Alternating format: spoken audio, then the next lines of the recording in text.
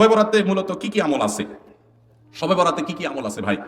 শবে বরাত উপলক্ষে ওই রাতে করার জন্য হাদিসে আলাদা করে এই আমল, এই নামাজ, এত সূরা, এতবার, এরকম কোনো কথা কোনো বিশুদ্ধ হাদিস দ্বারা প্রমাণিত না। কিন্তু আমরা অনেকে মনে করি শবে বরাতের নামাজ এত রাকাত, প্রথম রাকাতে অমুক সূরা এতবার, দ্বিতীয় রাকাতে তমুক সূরা অতবার, এরকম একটা গদবাদা সিস্টেম আমরা অনেকে বানাই নিছি না। এগুলোর কথা কোনো হাদিস দ্বারা কিন্তু প্রমাণিত না। হাদিসের নামে, ইসলামের নাম মন গড়া কিছু করলে সেটা কিন্তু জায়েজ হবে না। তাহলে আমি কি করতে পারি? মধ্য শাবানের রাত, যেটাকে আমরা শবে বরাত বলি, এই রাতে আল্লাহ তাআলা বান্দাদেরকে সাধারণ ক্ষমা ঘোষণা করেন। এই রাতের একেবারে কোনো মর্যাদা নাই, ব্যাপারটা সেরকম না। মর্যাদা হলো যে আল্লাহ তাআলা বান্দাদেরকে সাধারণ ক্ষমা ঘোষণা করেন। তবে যার ভিতরে অন্যের প্রতি হিংসা আছে, শত্রুতা আছে, তাকে আল্লাহ মাফ করেন না। আর যে শিরকে লিপ্ত, আল্লাহ তাকে মাফ করেন না। আপনি মাজারে সিজদা করেন আর শবে বরাতে সারা রাত মসজিদে সিজদা করতেছেন আর কান্নাকাটি করতেছেন, লাভ নাই, কারণ আপনি শিরকে লিপ্ত। শবে বরাতের সাধারণ ক্ষমা বা মধ্য শাবানের রাতের সাধারণ ক্ষমার মধ্যে আপনি পড়বেন না। এই জন্য শবে বরাতে আল্লাহ তাআলা সাধারণ ক্ষমা যদি আপনি পেতে চান, তাহলে আপনার কি করতে হবে? আপনার নিজেকে শিরক থেকে মুক্ত করতে হবে। শত্রুতা বিদ্বেষ কারোর প্রতি রাখা যাবে না, সবাইকে মাফ করে দিতে হবে। আল্লাহ আমাদেরকে তৌফিক দান করুন। একটা মানুষ তার জীবনে প্রচুর পরিমাণ পাপ করেছে, যেমন শিরক, বিদআত, গোপন পাপ, প্রকাশ্যে পাপ, মানুষের সাথে জড়িত পাপ করেছে। এখন সে তার ভুল বুঝে কান্নাকাটি করে তওবা করেছে। ওই ব্যক্তির তওবা কবুল হবে কিনা? এই অবস্থা যদি তার মৃত্যু চলে আসে, তাহলে কি তার মৃত্যুটা সহজ হবে না কঠিন হবে? ভাইরা আমার, আল্লাহ তাআলা ক্ষমাশীল। যত গুনাহ আপনি করেন, যদি আল্লাহর কাছে লজ্জিত হয়ে চোখের পানি ফেলে দিয়ে বলেন, আল্লাহ আমি আর করবো না, আমি ভুল বুঝতে পারছি, আল্লাহ, অনুতপ্ত হন এবং না করেন, আল্লাহ তাআলা সব মাফ করে দিবেন, সব মাফ করবেন। এমন একটা পাপ নাই পৃথিবীতে যে পাপ ক্ষমার অযোগ্য। এমনকি শিরক করেছেন, মাজারে সিজদা করেছেন, এখন ভুল বুঝতে পেরে লজ্জিত হয়ে বলছেন, আল্লাহ মাফ করে দাও, আর করবো না, আল্লাহ তাআলা মাফ করবেন ইনশাআল্লাহ। আল্লাহ ওয়াদা করেছেন। আল্লাহ বলেছেন, তুবু ইলাল্লাহি জামিআন আইয়ুহাল মুমিনুন, হে ঈমানদাররা, তোমরা সবাই আল্লাহর কাছে তওবা করে ফিরে আসো। লা তাকনাতু মির রাহমাতিল্লাহ, আল্লাহর রহমত থেকে নিরাশ হয়ো না। ইন্নাল্লাহা ইয়াগফিরুদ দুনুবা জামিআ, আল্লাহ সব গুনাহ মাফ করে দিবেন, কিন্তু ক্ষমা চাইতে হবে। আল্লাহ আমাদেরকে ক্ষমা চাওয়ার তৌফিক দান করুন।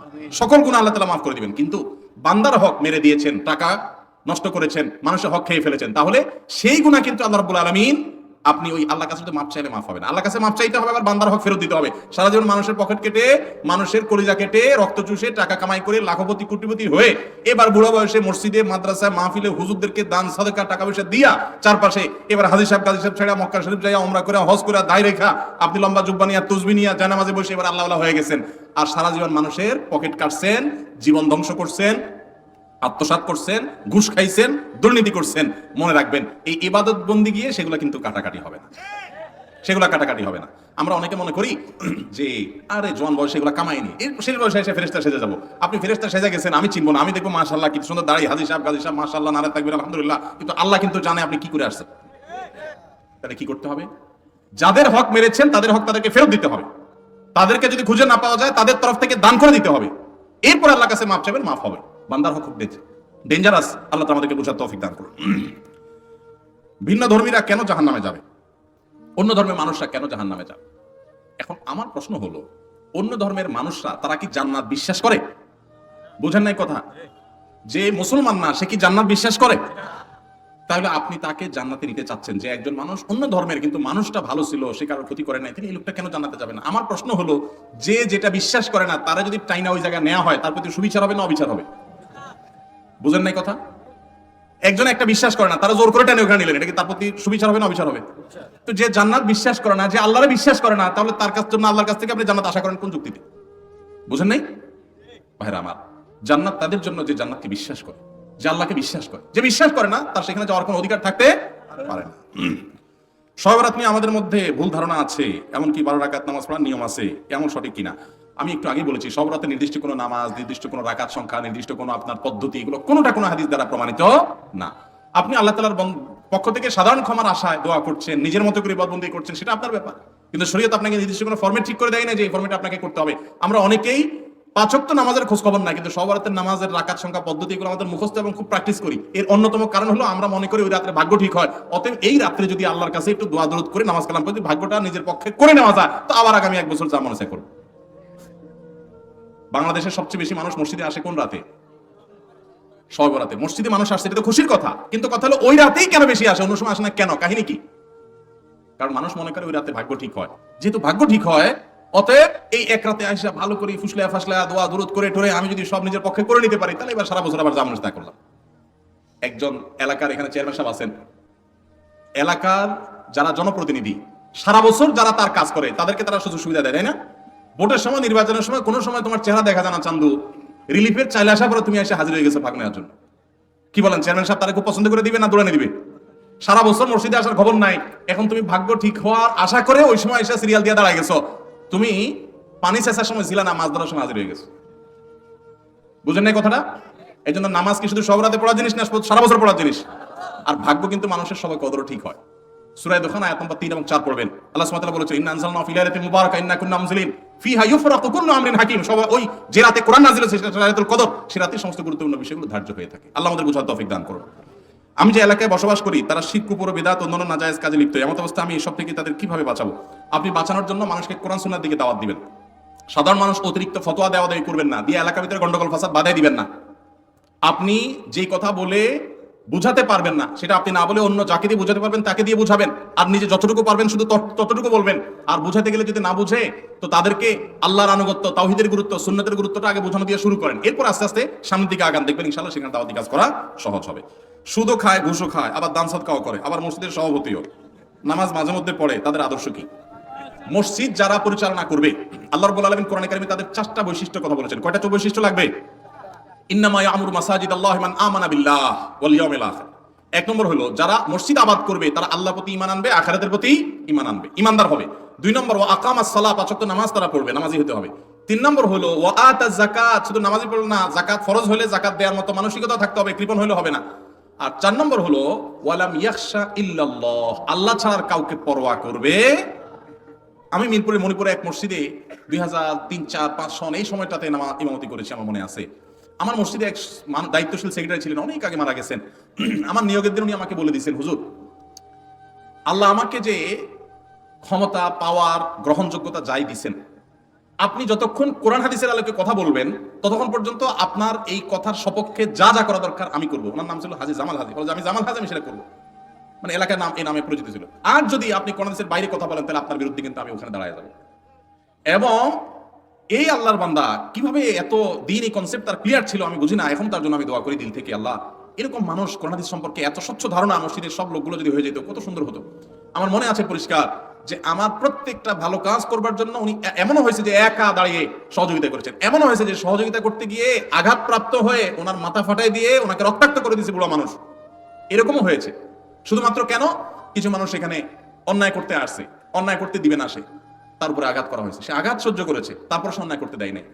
তো আল্লাহ বলেছেন মসজিদ যারা পরিচালনা করবে ওয়ালাম ইয়াখশা ইল্লাল্লাহ, আল্লাহ ছাড়া তারা কাউকে পরোয়া করবে। এই পরোয়া করবে না মানে আমি বলতেছি না যে তারা বেপরোয়া হবে, বেপরোয়া বলতে আমরা যা বোঝাই, কিন্তু বুঝাতে চাচ্ছি আল্লাহর ঘরে আল্লাহর বিধান অনুযায়ী চলতে দিবে। আর কাউকে তো অনেক মসজিদ দেখবেন সামনের দিকে জায়নামাজ 1, 2, 3, 4, 5টা 7টা রাখা আছে না নাই? ঢাকার একটা সম্ভ্রান্ত ভিআইপি এলাকার এক মসজিদে আমাকে একবার দাওয়াত দেওয়া হয়েছে। আমি যাই দেখি যে এরকম জায়নামাজ কতগুলা। আমি বললাম আপনারা সব ঢাকার একবারে ক্রিম এলাকার মুসল্লি, আমি জানি এখানে ভিভিআইপিরা নামাজ কালাম পড়েন, কিন্তু আল্লাহর ঘরে সব গোলাম হয়ে আসে, নেতা হয়ে কেউ আসে না। সো এখানে আবার কিসের জায়নামাজ দখল করা করি? এখানে রিকশালা যদি আগে আসে সে আগে দাঁড়াবে, আপনি পরে আসছেন আপনি পরে দাঁড়াবেন।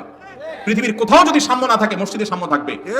মসজিদ আমাদেরকে সেই শিক্ষা দেয় যে একজন প্রেসিডেন্ট তার পাশে একজন রিকশাওয়ালা, একজন দিনমজুর, একজন সাধারণ মানুষ, সেও তার সাথে দাঁড়িয়ে নামাজ পড়তে পারবে, তার ইগোতে লাগতে পারবে না, তাহলে সে গোলাম হতে পারবে না। তো মসজিদগুলোকে এইভাবে যদি আদর্শের জায়গা বানানো হয় তাহলে সেটা হবে মসজিদ, এবং মসজিদ কমিটির লোকেরা সেরকম যোগ্যতা সম্পন্ন হতে হবে। আমাদের অনেক ভাইরা আছে অনেক কষ্ট করেন মসজিদের জন্য, আমরা তাদের জন্য দোয়া করি আল্লাহ তাদেরকে এরকম যোগ্যতা অর্জন করার তৌফিক দান। আমি একজন নবমুসলিম, আমার যাকাত, ফিতরা, সাদাকা ইত্যাদি আমার অমুসলিম গরিব আত্মীয় স্বজনকে দেওয়া যাবে কিনা? প্রথম কথা হলো অন্য ধর্মের মানুষ গরিব হলে তাদেরকে সাহায্য সহযোগিতা ইসলাম করতে বলে, করা যাবে, কোনো অসুবিধা নেই। আমরা আমাদের আসুন্নাহ ফাউন্ডেশন থেকে অনেক এই বন্যার সময় ত্রাণ ইত্যাদি আমরা সেদে সেদে অমুসলিমদেরকে দেই। আমি সিলেটে গেছি ত্রাণ দিতে, আমি শুনলাম একটা গ্রাম হিন্দু গ্রাম, আমি বললাম ওই গ্রামে টলার ভিড়াও আগে, সেখানে আগে দিব। আমি নিজে ঘরে ঘরে গিয়ে পুরো ত্রাণের বস্তা তাদেরকে দিয়ে তারপর অন্য জায়গায় গেছি। কারণ অন্য ধর্মাবলম্বী তারা যেন এটা না বুঝে যে ইসলাম আমাদেরকে বলছে শুধু আমাদের চিন্তা করতে। আমরা অন্য ধর্মের মানুষ তো পরের কথা, কুকুর বিড়াল আল্লাহর সৃষ্টি যে কোনো প্রাণীর জন্য আমাদেরকে খেদমত করতে বলা হয়েছে। তাহলে তারা তো মানুষ, তারা তো আমাদের জাতি ভাই, আদম সন্তান ভাই, সেই হিসাবে ভাই। সো তাদের জন্য আমরা অবশ্যই দান দক্ষিণা করবো, কিন্তু জাকাতের টাকাটা নির্দিষ্ট খাত আছে, ওই খাতেই ব্যয় করতে হবে। যদি অন্য ধর্মাবলম্বী কাউকে জাকাতের টাকা দেন এই আশা যাতে করে তিনি ইসলামে আসবেন অথবা তাকে মনোরঞ্জন করলে ইসলাম মুসলমানদের উপকার হবে, তাহলে সে উদ্দেশ্যে দিতে পারেন। যদি এটা নিয়ে আমাদের ইখতিলাফ আছে, অতএব আপনার মা, আপনার আত্মীয় স্বজন কাউকে যদি গরিব হয়, মা তো না, আত্মীয় স্বজন গরিব যদি হয়, তাহলে তাকে যদি আপনি জাকাতের টাকা দিলে সে মনে হয় যে তাকে হেদায়েতের আশা করেন, তাহলে অনেকগুলো আমাদের মধ্যে সেটি জায়েজ আছে। মা বাবা নামাজ পড়ে না, বাবা মদ গাঁজা সেবন করে, কিন্তু তার ছোট ছেলে মেয়ে আছে, এখানে সাহায্য সহায়তা করা যাবে কিনা? অবশ্যই ছেলে মেয়েদের সাহায্য করবেন। বাবা অন্যায় করলে তাদের কি দোষ আছে? তাদের জন্য সাহায্য অবশ্যই করতে পারবেন, তবে আপনার সাহায্যের টাকা দিয়ে যেন ওই বেটা মদ গাঁজা না কিনলে খেয়াল রাখতে হবে। আমি জেনে শুনে বুঝে নামাজে ভুল হচ্ছে এমন লোকের পিছনে নামাজ পড়লে নামাজ হবে কিনা? ভুল কেমন হচ্ছে এটার উপর নির্ভর করবে। বড় ভুল হয়, অর্থ বিকৃতি হয়, তাহলে পিছনে নামাজ পড়লে নামাজ হবে না। ছোটখাটো ভুল হয়, নামাজ পড়া যাবে, নামাজ হয়ে যাবে।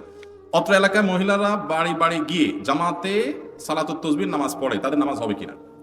মহিলারা বাড়ি বাড়ি গিয়ে সালাতুত তাসবিহ নামাজ পড়ার যদি কোনো সিস্টেম বানিয়ে রাখে এলাকাতে, তাহলে সেটা বেদাত হবে। বেদাত মানে ইসলামের নামে বানোয়াট কাজ। তাহলে এই বানোয়াট কাজ করলে সওয়াব হবে না, গুনাহ হবে, গুনাহ।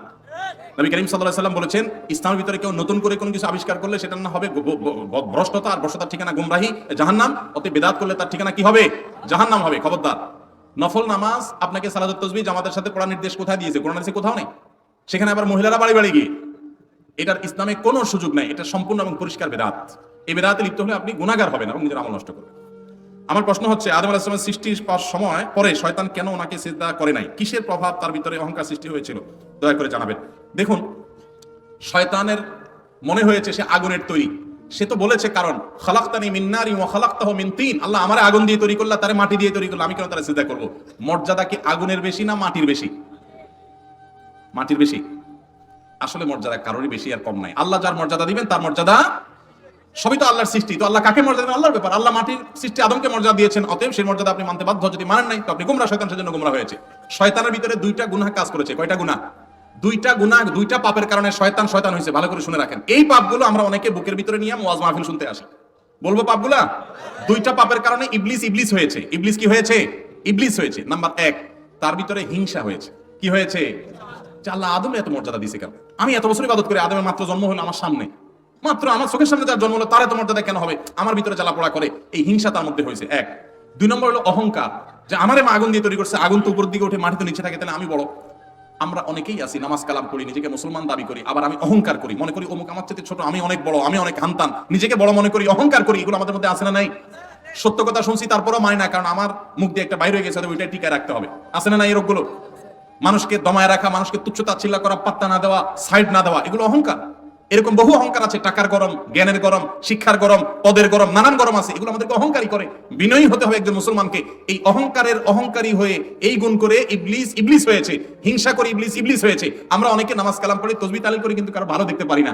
আমার পাশের বাড়ির ছেলেটা, নিজের ছেলেটা আমার এসএসসি তে ভালো রেজাল্ট করে নাই, ও একটু ভালো রেজাল্ট করছে, এই জন্য হিংসার চোটে বলি যে ও কেন ভালো রেজাল্ট করছে, আমারটা করুক আর না করুক, ওরটা ভালো কেন হলো? আছে না নাই? অনেক দোকানদার আছে, নিজের দোকানে কাস্টমার আসুক আর না আসুক, পাশের দোকানে বা সামনের দোকানে কাস্টমার ঢুকলে তার মাথা মেজাজ গরম হয়ে যায়। আছে না নাই? ভাইরা আমার, এর নাম হিংসা, এর নাম হিংসা। আল্লাহ তাআলা তার দোকানে কাস্টমার পাঠাইছে, আরো পাঠাক, আমার কোনো আপত্তি নেই, আল্লাহ তুমি ওখানে আরো পাঠাও, কিন্তু আমারও দিও আল্লাহ, এটা আমি বলতে পারি। কিন্তু আমরা কি করি, যে আমার দোকানে কাস্টমার আসুক আর না আসুক, ওর দোকানে যেন না আসে। কাস্টমার যদি খালি হাতে বাইরে হয়ে যায়, দোকানদার ইয়া খুশি হয়ে যায় যে ওর দোকান থেকে কিছু নিয়ে বাইরে হয় না, যাক আলহামদুলিল্লাহ বাইসা গেছে। এর নাম হিংসা। এর নাম কি? হিংসা। আরেকজনের ছেলেটা ভালো রেজাল্ট করছে শুনলে ভিতরটা পিক করে আপনার জ্বলে ওঠে। আমি এই জন্য বলি, হিংসা মাপার একটা মিটার আছে আমার কাছে, বলবো? এই মিটার দিয়ে আপনি চেক করতে পারেন হিংসা আছে কিনা। কারোর ভালো দেখলে ভিতরে চিনচিন করে পিন পিন করে জ্বলে কিনা। যদি জ্বলে তাহলে বুঝবেন আপনার ভিতরে কি আছে। যেই কোনো ভালো, আরেকজনের ভালো শুনছেন, ভালো, আরে অমুকের ছেলে বিদেশ গেছে, বাড়ি করে ফেলছে, অমুক কিছু করে ফেলছে, আপনারটা করতে পারে নাই। এখন আপনার জ্বলে কিনা ভিতরে আগে দেখেন।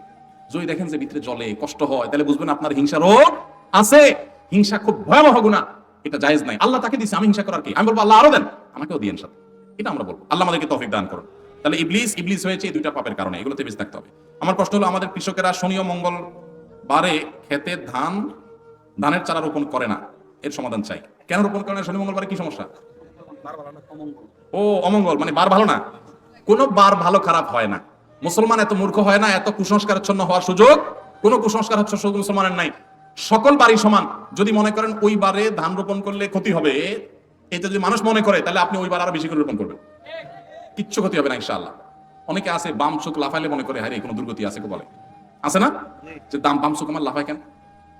তা আমি বলি, বাম চোখ লাফাইলে আরো সুবহানাল্লাহ আলহামদুলিল্লাহ বলবেন, এটার সাথে কোনো দুর্গতির কোনো সম্পর্ক। অনেকে মনে করে ডান হাতে তালু চুলকালে টাকা আসে। আমার কথা হলো, ডান হাতের তালু চুলকালে যদি টাকা আসে, তাহলে ওই সূত্রা পাতা লাগায় চুলকান, চুলকানি বন্ধ হবে না, টাকা আসা বন্ধ হবে না? এত সহজ? এগুলো সব কুসংস্কার। কোন বারের সাথে কোনো কল্যাণ অকল্যাণ নিহিত। বলে যে অমুকের চেহারা দিয়েছে আজ সকালে, তো সে দিনটা আজকে এগুলো সব শিরকি কথা, এগুলো কখনো ইমানদারের কথা হতে পারে না। দোকানদারের প্রথম কাস্টমারটা কেনা বেচার পরে বলতেছে ভাই টাকাটা পরে দেবো, যা আজকে যাত্রাটাই শেষ। ফালতু কথা। অনেক দোকানদার প্রথম যাত্রা কাস্টমার মোটা অঙ্কের নগদ টাকা দিয়ে কিনছে, সারাদিন মাছি মারতেছে, আছে না? অতএব এগুলোর সাথে কখনো লাভ ক্ষতির সম্পর্ক।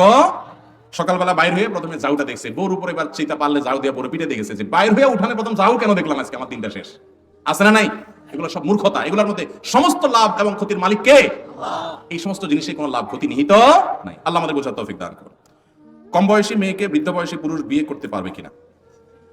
দেখুন, এই বিষয়গুলোতে আমাদের সমাজে অনেক ভুল ধারণা আছে। আমাদের সমাজে অনেক ভালো কাজ মানুষ করতে পারে না। একজন বয়সে অনেক বড়, তিনি বয়সে অনেক ছোট কাউকে বিয়ে করেছেন, যাকে বিয়ে করেছেন তিনি খুশি মনে বিয়ে বসেছেন, যিনি বিয়ে করেছেন তিনিও তাকে সঠিকভাবে বিয়ে করেছেন, কোনো অসুবিধা নেই। এই বিয়েতে অন্তত অসুবিধা নেই, এই বিয়ে যায়, যেটাকে অ্যাপ্রিসিয়েট করা উচিত। এটাকে অন্তত নিয়ে ট্রল করার কোনো সুযোগ। আবার ওই বিয়ের নামে আপনার বেহায়ামি করে বেড়ানো সঠিক না, সেটাও আমাদের মনে রাখতে হবে। আমাকে একবার এক যুবক প্রশ্ন দিছে যে হুজুর, আমি একজন বিধবা মহিলাকে বিয়ে করতে গেছি, আমার পরিবারের সবাই বিরোধিতা করতেছে, যেটা করতে হয় না। আমাদের সমাজে কোনো বিধবা মহিলা যদি বিয়ে বসতে যায়, সবাই মনে করে যে কত খারাপ মহিলা, স্বামীটা মরলো, 6 মাস হয়ে সারলো না, এখন সে আরেক জায়গায় বিয়ে বসছে। এই মহিলা কি খারাপ কাজ করছে না ভালো কাজ করছে? এই ভালো কাজ করছে, যেটা বোঝার মতো জ্ঞানটা পর্যন্ত আমাদের মাথায় নেই। বোঝার মতো জ্ঞানটা আমাদের মাথায় নেই। একজন নারী, তার একজন পুরুষ অভিভাবকের দরকার হয় পৃথিবীতে চলতে গেলে। তিনি যদি সমাজের ভয় বিয়ে না করে থাকে, এই সমাজে বিধবারা বিয়ে করতে পারে না। বিধবাদেরকে মানুষ বিয়ে করতে চায় না কেন? কারণ সমাজ সেটাকে দোষে মনে করে। এটা যদি দোষে মনে করে, তাহলে আপনি গুনাহগার হবেন।